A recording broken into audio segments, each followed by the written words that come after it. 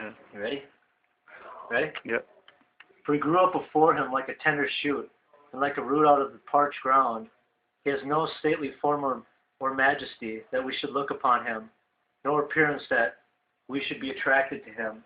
He was despised and forsaken by men, a man of sorrows and acquainted with grief, and like no one from whom men hid their face, he was despised, and we did not esteem him. Surely our griefs he himself bore, and our sorrows he carried out.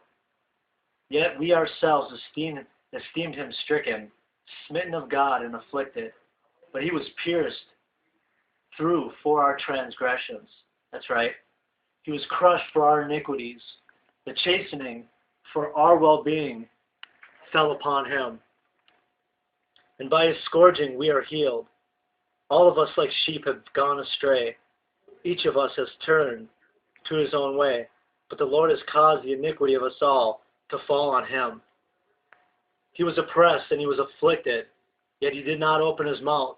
Like a lamb he was led to the slaughter, and like a sheep that is silent before its shears. So he did not open his mouth, but oppression and judgment he was taken away.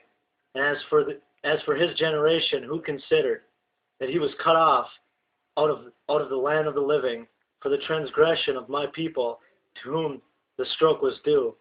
His grave was assigned with wicked men. Yet he was with a rich man in his death, because he had done no violence, nor was there any deceit in his mouth.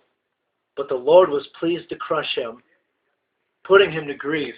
If he would render himself as a guilt offering, he will see his offspring. He will prolong his days, and the good pleasure of the Lord will prosper in his hand.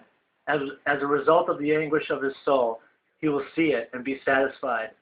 By his knowledge, the righteous one, my servant, will justify the many, as he will bear their iniquities.